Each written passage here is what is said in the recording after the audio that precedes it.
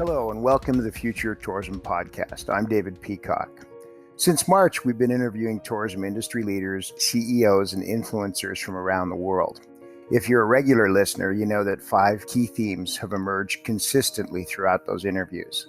The pressing need for stakeholder engagement at the destination level, the need for destination alignment, or as Jack Johnson would say, a community of shared values, the pressing need for DMOs to take a more active role in an advocacy on behalf of tourism and the DMO itself, and what I call a head-on grappling with the digital disruption's second wave, and of course, the DMO's ongoing role in destination development. In September, we switched gears here at the Future Tourism Podcast. We moved from identifying and prioritizing the issues we all face in a rapidly changing world, both pre and post COVID-19, to investigating and sharing the tools and opportunities that are being developed to address those challenges right now. Bright people, leaders, and visionaries from around the world are hard at work future-proofing our industry, and if you're listening, perhaps you're one of them. Today, my guests are the founding partners of the Clarity of Place Consulting Group. Back in September, they wrote a submission for the Future of Tourism blog. It was about the need for new tools to accurately measure and articulate the contributions that a DMO makes to its respective destination. It's most definitely a tool we will all need in the coming months as we redefine and refine our role and function as destination managers in order to better serve our communities and marshal our ever more scarce resources. According to its founding partners, Tina Valdecanas and David Holder, Clarity of Place exists to guide and measure destination contributions to community value and quality of place. In their own words, we speak the language of community. Hello, Tina. Where are you? How are you? Hi, David. I'm in sunny Durham, North Carolina. How are you doing? I'm doing well, thanks. Thank you. David Holder, always a pleasure to see you. How are you? Where are you? Hey, David, how are you? Tina, it's good to see you on camera again. I am in sunny Syracuse, New York, in the beautiful colors of fall. Excellent. Back in September, we're going to dive right into this. Back in September, you talked about the wealth of tools that we have as destination leaders to employ in marketing and measuring the impact of that marketing, but you identified a vacuum somewhere else. Why did you launch Clarity of Place? David, we saw an opportunity that was not being met in the marketplace, and we saw this both as practitioners with years of experience in the destination and economic development landscape, but we also saw it as consultants, where we were going into communities, building destination plans, understanding what the direction was to connect these destinations to their communities they were serving. And we were still seeing the need for communities to understand what these destination organizations were all about. We spend our time talking in phrases like heads and beds and room nights. I know Jack Johnson has tried so hard to get those terms stricken from our language, but we're at a point now where we have to. And we have to understand that the measures are different, the needs of our communities are different, the communication tools that we need to use are different. So we saw this opportunity, and we built Clarity of Place around how do we fill that opportunity? How do we start thinking about terms not in the tourism vertical, but really in the community's language? So Tina, you joined Clarity of Place. Mm-hmm. I know that you share David's ethos, but tell me in particular, what was it that intrigued you and brought you, from a very successful consulting career both of you have had with other organizations, to join and create Clarity of Place? I think, as David said, it was seeing the opportunity to fill a gap, and then also for me, an opportunity to connect the dots. I'm relatively new, at least compared to David, in the tourism development world. I came from a background in economic development, but in working in both fields, I think together, as we were working on projects together, we saw that there was a connection between the two, that no longer is tourism development and economic development two disparate parts of a community, that they're very much intertwined in the community. So what excited me was the idea of using the expertise and the knowledge that David and I collectively have to connect the dots for destination leaders, to kind of see those best practices that we were able to envision in our past experiences, and put those best practices and connect the dots for folks to make their jobs as destination organization leaders more effective. When you talk to me personally about the gap that you saw in the past, you've really zeroed in on the idea that we're missing tools around the idea of a holistic representation of what we do for destinations. So talk to me a little bit about, in particular, the tool that you're working on. And we've had some discussion about this. The purpose of the show is to share our thoughts and tools with other leaders who are working on the same thing. So as we exist in this backdrop where it is unequivocal, certainly in a post-COVID world, that we must exist within the context of the values our community shares. Talk to me about the tool you're working on. Go for it, Tina, if you want to start it off. Well, as we mentioned in kind of our excitement about the tool, one of the areas that we saw that there were gaps in kind of connecting those dots.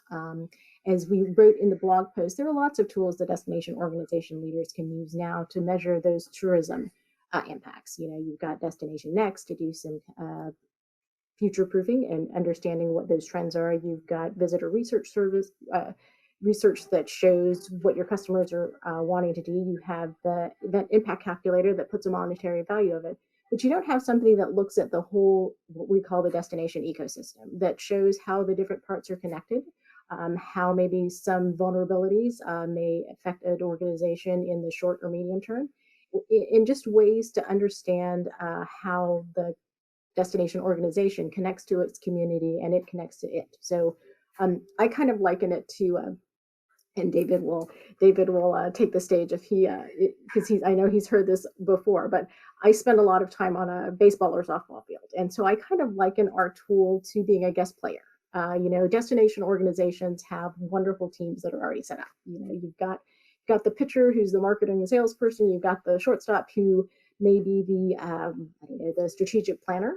But what we hope to bring to the table is being that guest player who's the catcher, who sees the field, who sees the whole perspective of what's going on in the destination, who receives the ball when it's put into play, or receives the ball when it's not put into play, and when it is put into play, if it's going through a gap, understand kind of what that next move is to make sure that the team that is the destination organization can field the ball and be successful. So that's a really great analogy, and let me riff on that for a second. So if in essence you're playing the catcher, and I love the image of the catcher having the whole view of the field, hence the reason the catcher is the one usually throwing the signals, right? In a well-funded, highly successful destination, the idea of adding a catcher makes perfect sense. What we all face in this crisis, though, is with so many roles and functions, we can't do them ourselves anymore. We've actually lost our complement of staffing in some cases. And I'm a big proponent of the idea that if we can productize some of these needs and turn them into tools, then destinations can more effectively and more efficiently and more quickly deploy them. I mean, that Alden and I are working specifically on digital influence reporting and reputation management. You can do that at a sophisticated destination. You have a team of 3 people, and I'm seeing it happen in pockets all over the US. It's a lot harder to do when you're a smaller destination. You could definitely use a tool. So over to you, David Holder.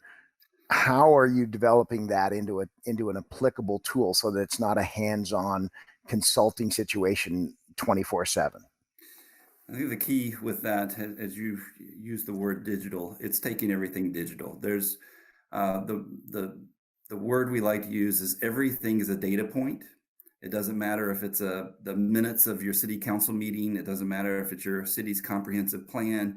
It doesn't matter if it's your own Travel USA study. It all comes back to it's all a data point. So it's really about shoving all of that data into a common source and being able to look for the linkages. And that's where our system comes in, is it allows us to really take those different, very disconnected pieces and find those parts that start linking together. We see this as the tool itself, the system, is the answer to that, but it also has to have that human touch. We provide some of that human touch, or we can help other organizations filter through it themselves. So we have kind of two different platforms within our tool. One where we do the monitoring, the other where the actual destination organization manages its own system. And we provide the training to help them go through and learn how to do that. So, Another analogy that we like to use is that we're kind of like your data scientists. Destination organizations of all shapes and sizes have data and inputs, community inputs, structured, unstructured.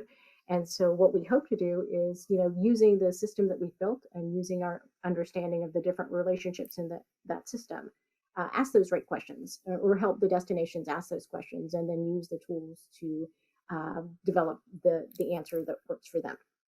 so let's talk about the answers for a second then, because you're extremely outcome based. And as we talk about resident sentiment and halo effect and those kind of things that are more difficult and often reported to, as I think you reference in your blog, allegorically, you're looking for outcomes based activity that helps the destination organization, as I said in the opening, redefine and refine its role and function. So can you talk to us about some of the outcome stuff you're working on? Can you share some examples without being indiscreet to your clients, and give us a real life sense of what that looks like? I'll give you a great example for that, David. We did some work a few months ago with Longwoods, with Amir and his team there at Longwoods, taking their resident sentiment survey results and their Travel USA study for that destination, and then triangulating it with other visitor profile studies that have been done within that organization, as well as a very comprehensive listening approach that both we did and a community organization did. And the outcome of that really helped us look at really how the residents were feeling towards tourism. And it was a very different view than the city leaders felt that the residents had. They were expressing it in different ways. They weren't quite getting to the point of, yeah, we really appreciate what visitors bring in terms of the dollars they're spending here, but we also appreciate what it's doing to give us new amenities in our community, new infrastructure within our community. We don't necessarily appreciate the traffic they bring or some of those other ancillary benefits or impacts. But without being able to triangulate that information, we wouldn't have been able to get to that conclusion. So we really feel like part of this whole answer is being able to speak that language in a little different fashion, being able to dissect it down to what's really important. All too often, we talk to our own vertical, we talk to ourselves, and we hear our own voices. We don't go beyond that to understand how those voices are really delivering benefits to other players. And that's part of what we're all about. We want to make certain that we're understanding what are those other priorities in the community, and how do we better make ourselves more relevant to those priorities. That's leads me into a couple of thoughts. And Tina, I'm going to ask you this: you are looking at resident sentiment. How are you guys doing it? I mean, there's a lot of opportunity there, but it's difficult. We can do social media scans, but it tends to be a really wide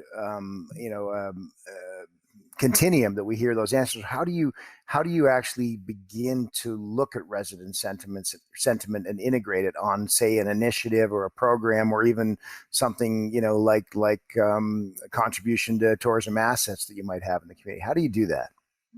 Well, we start with that social listening and doing our share of web scraping, but are doing it in a way that understands what those talking points are, what those issues are that are most important, and where there's a clear nexus between the resident and the tourism industry. And so instead of just kind of taking everything that's being said about the community, understanding what those touch points are, or what those touch points are that are going to most impact that destination given the situation that they're in, and then from there, kind of follow those clues that we find, and follows those trends to get to the nexus of what we need.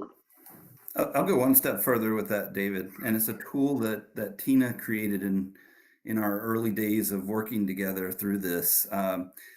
We look at the destination as a web of interconnected parts, and those different linkages that are visible in that web help us to map out how different things are important to different groups.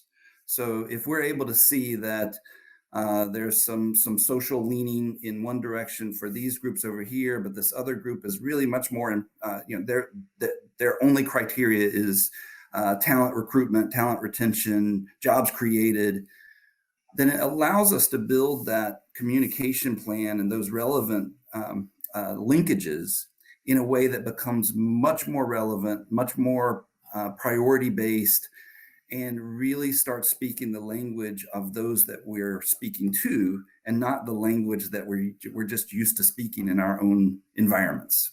Well, I think that's really telling. And you said it earlier when you, in your example, when you went to the resident sentiment, it was different than what you expected. And I think that's one of those, brilliant moments in tourism when you realize it's not that your ideas aren't effective, it's just they're not coming across the way you intend them. We get really fearful sometimes of the way that our communities are going to interpret what we do or interpret their interactions with our guests. And with well-meaning, we've seen those worst case scenarios out there. When we sit down and start to listen and start applying other pieces of information, other points of data to the situation, we understand that it's not just one view, it's a comprehensive look at all views. And how do we start working through those, prioritizing those, and understanding where are there true opportunities that are emerging from all of this? Right. Can Clarity of Place feasibly do resident sentiment on individual initiatives? Is that something that's doable? Um, I'll speak to that. I think our version of connecting resident sentiment isn't so much that we're doing the physical research. There's a lot of companies out there that do really solid resident sentiment research. Mentioned Longwoods as one of those. Our role and really the place that we see our sweet spot is interpreting that and transforming that language into the language of the community, transforming that into physical direction for the destination organization. We're we certainly have the know-how to go out and do these kind of surveys, but we really feel like the opportunity for this company is really built on applying that know-how in terms of the delivery and the language we're being able to use. Well, and David, without being obsequious and throwing platitudes your way, I think it's really important that we're schooled as destination leaders when we go back and talk to destinations about leadership. And I think you see that happening with Longwoods. You've seen it with Bill Geist and DMO Pros. The respect you get for having been in the trenches and making the hard decisions makes it a lot more credible when you go back with advice. It's always great when you can say that your mentors are everyone else's mentors, and you start laying down those individuals, that cast of characters, and they all line up. If we all have the same kind of training, we may interpret the information in different ways, but we know what the outcomes need to be. So we can get involved with Clarity of Place, and I mean that's always an option on the horizons. We can bring in the team, but there's always that moment that as one famous philosopher once said, people are in three states. They're either not listening, getting ready to listen, or listening. Let's assume that this, you can't deal with the first one, the people who aren't listening, but the people who are getting ready to listen and ready to really tackle this idea head on of alignment and community shared values and integrating with what's good for the community, what's shared by the residents. How do they get started here? Because that's the thing coming out of this podcast. They're going to want to say to themselves, okay, I may not run out and hire Clarity of Place tomorrow, but how do I get started thinking about these things and what are the first few things I should be doing? So any pointers there as we wrap up today would be really appreciated. Tina, go ahead. I think the one thing, and especially for we know we have to do it, but don't know how to get started, is just kind of look. And or one way that we can be helpful is to have those beginning conversations about what we see others are doing. Because especially in this time where things are changing so much, where people are wondering how destinations are using CARES Act, wondering what they're doing given the decimation of the travel industry. It's just starting that conversation about what does your community want to do and want to be, and how is your tourism destination organization part of that, and then starting with a conversation to help ask those questions that we can help them find answers to. So David, one of the things that I'll add to that, sorry about that, one of the things we'll add to it is cataloging everything you have information wise for your organization. I know in working with so many different destination organizations, including the ones that employed me, we're sitting on an enormous supply of information and data, and we often keep it within our walls.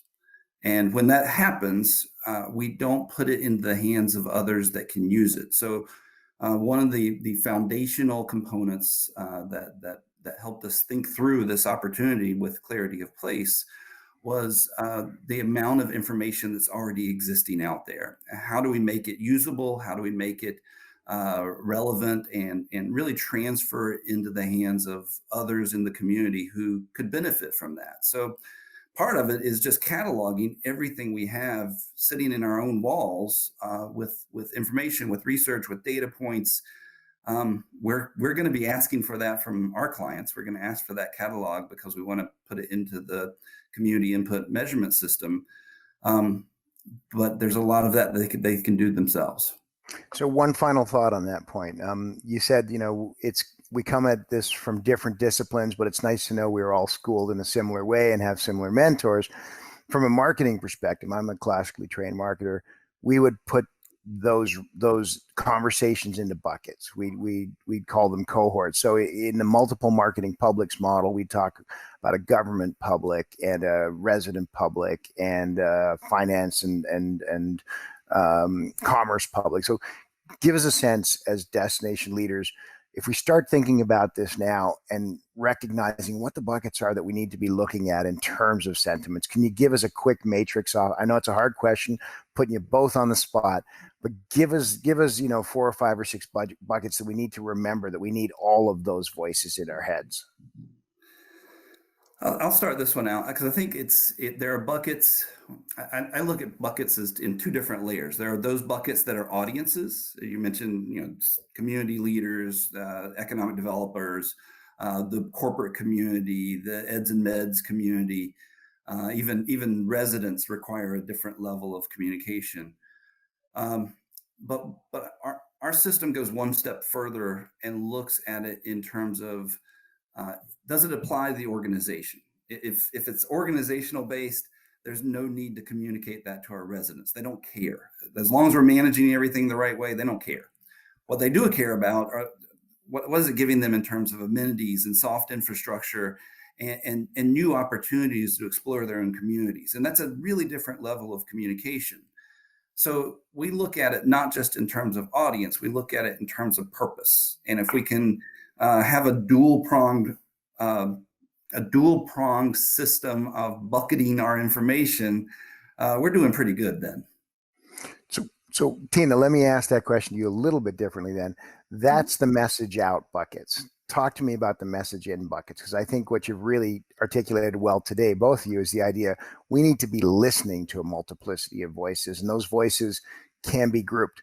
What are the groups or the buckets we need to be hearing, not just pushing messaging to? Mm-hmm. And I think those fall into what Jack Johnson calls the unusual suspects, because as a tourism industry and the destination organizations, we tend to talk to the folks that we've talked to all the time. We talk to the hoteliers, we talk to the demand generators, but it's kind of pivoting our philosophy on who's our community and who's our partner.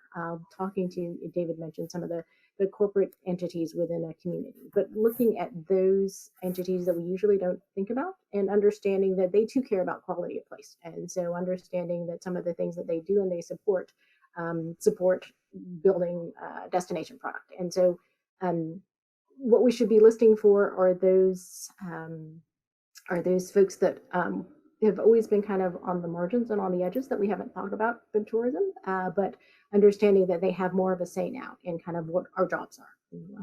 Can you give us a couple examples? So I was going to the example of that destinations have been placed in given all the impacts to COVID. Very rarely did we think about a DMO of turning inwards and marketing the restaurants. But you see the great work that people or that destinations have done in communities to get the folks to go to the restaurants now that travel has gone down, now that you've had these closures. And so to kind of I guess see the tourism development job as more than just visitors, but building quality of place for residents and in building the community in that regard. Super. You guys, it's been great to have you on. I've been looking forward to this for a little while. Clarity of place, I'm looking forward to its trajectory. I think it's filling a really latent need in the industry, and I know that we're all going to watch its progress very carefully. I thank you on behalf of all of us in the industry for sharing, and I thank all my guests that way, because I think we're an incredible industry where I've never seen more cooperation as I do in this industry. It always surprises me how willing to share people are. So thanks for being here. Have a great day, and I'll give you one chance each. Final thoughts. David, on behalf of Clarity of Place, thank you for having us. We're grateful to be a part of this, and collaboration is the key. So I share your opinion. And I will echo that. I think that our best work is done when we collaborate with each other and learn from each other's best thoughts and best practices, because no one is going to solve this on their own. It's going to be the community that comes together. All right, guys, have a great day. We'll see you on the other side. Thank you.